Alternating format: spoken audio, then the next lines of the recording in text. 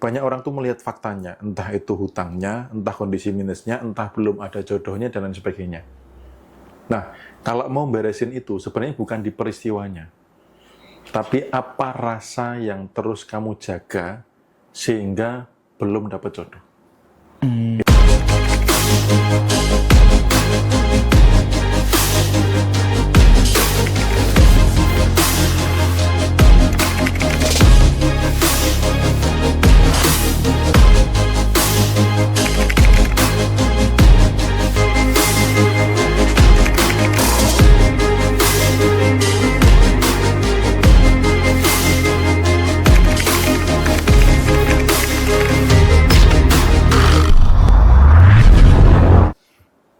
Doanya nggak cuma pada saat ritualnya saja, gitu. Bisa nggak pada saat naik motor, bisa nggak misalkan pas mungkin naik Grab atau Gokar, nah inilah mobilku seperti ini. Bisa nggak ketika ada pameran mobil, udah masuk aja dirasakan. Wah ini milikku, wah inilah mobil yang aku idam-idamkan. Terima kasih ya Allah ya Tuhan sudah diizinkan punya ini, milik ini. Itu doa juga gitu loh. Jadi doanya bukan hanya sekedar, oh saya sudah doa minta mobil gitu. Nah, kalau perjalanan riset dan sebagainya, apakah itu menjadi salah satu jawaban setelah resign? Itu apa? Gitu ya. Gitu. Kalau misalkan pekerjaan sekarang gajinya tidak memungkinkan untuk punya mobil, bisa jadi resign ini salah satu jalan. Iya.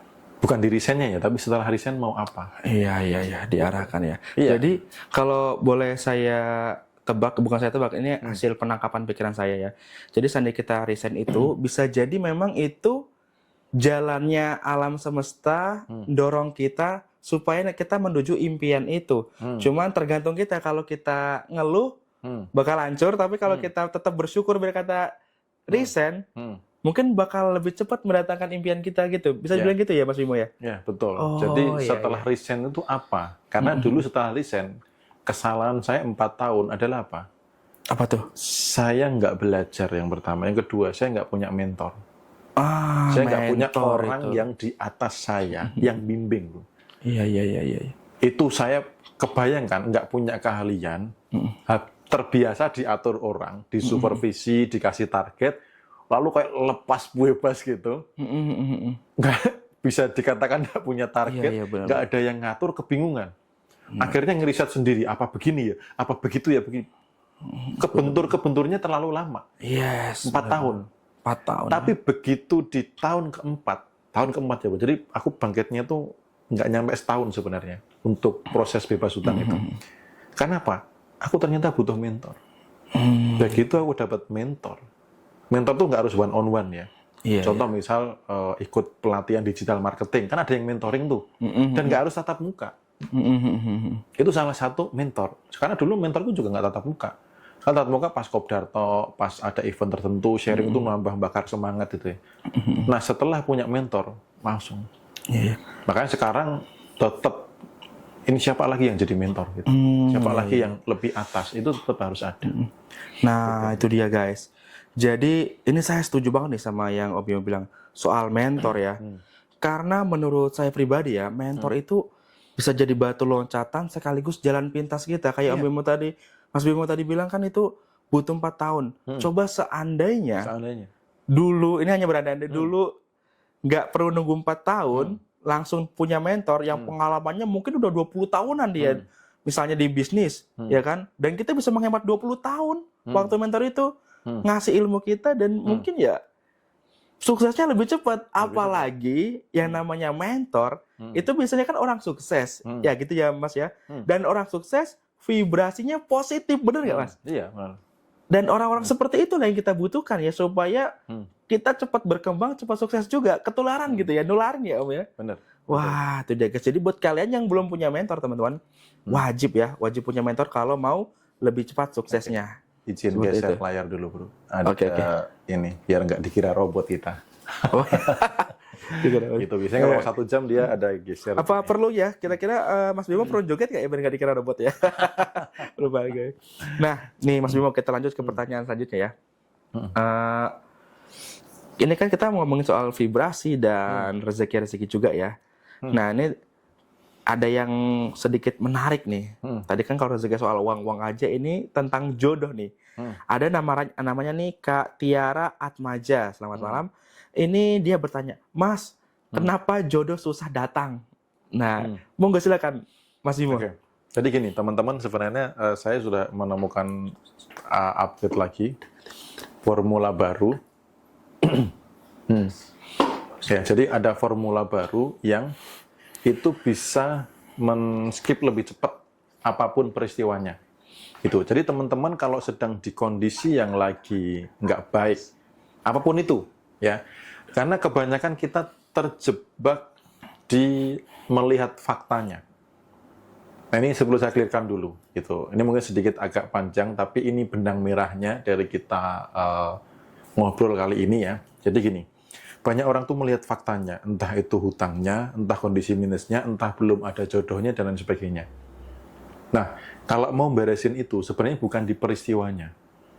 Tapi apa rasa yang terus kamu jaga, sehingga belum dapat jodoh. Gitu. Seperti itu ya. Karena apapun peristiwanya, emosinya bisa beda. Emosi itu rasa ya bro ya, bukan emosi itu bukan marah ya. Karena kadang di Indo itu, taunya emosi itu cenderung marah ya. Dan bukan, marah bagian dari emosi, tapi emosi itu nggak cuma marah. Nah, contoh misalkan gini, nanti supaya teman-teman lebih paham lagi arahnya ke sana. Contoh, sama-sama dikasih bro, emosinya bisa beda nggak? Yang satu bisa syukur, yang satu bisa, lu menghina gue ya? Emang gue dikira nggak mampu untuk beli ini sendiri? Padahal sama-sama dikasih, peristiwanya sama. Emosinya bisa beda. Jadi yang membuat masalah sebenarnya bukan peristiwanya. Gitu ya. Emosinya itu. Gitu. Ya. Ketika emosinya ini beres, di level peristiwa, beres. Ya, berarti jadi yang membuat masalah. Makanya amati dulu, apa perasaan yang tak jaga, sehingga belum dapat jodoh. Biasanya kalau wanita, satu ada trauma masa lalu, mungkin pernah dikecewakan dan sebagainya, atau yang kedua, yang paling sering yang kedua itu ada masalah dengan bapak. Masalah dengan bapak untuk wanita ya? Ya. Dan ini masalah bukan tidak selalu di masa dewasa, bisa jadi sejak kecil, bro. Sejak kecil. Ya. Jadi mungkin secara nggak Ada tersengaja. luka batin, ya itu dia. Atau mungkin pas di kandungan berusaha digugurkan. Pokoknya ada masalah dengan figur bapak. Kalau cewek ya, itu akan mempersulit jodoh. Atau energinya terlalu maskulin. Energinya terlalu maskulin. Bisa Teman kita ada kan? Iya ada sih. Leadership-nya kuat, iya. Maskulinnya oke, ya kan? Tapi akhirnya jodohnya apa? Ya, gitu. Ya, benar. Gitu, kan? Jadi kalau energi maskulinnya terlalu tinggi, turunkan. Feminimnya dinaikkan. Ini buat cewek-cewek Gitu. ya. Kalau kalian energi maskulinnya terlalu tinggi, dipendekkan, lebih feminim lagi ya teman-teman ya. Ya, coba deh teman-teman yang misalkan masih jomblo gitu, yang cowok-cowok misalkan, lalu kemudian ngelihat cewek yang leadership-nya oke, wanita karir gitu ya, mungkin baru ketemu udah minder dulu loh. Gitu. Iya benar. Yang ngerasa nggak layak cowoknya jadinya ya. Bisa nggak layak, bisa aku nanti sama dia bahagianya gimana ya gitu loh. Kayak gitu. Jadi kayak mikir, bahkan membayangkan mesra-mesraannya gimana gitu. Udah berkecil hati duluan cowoknya ya. Gitu.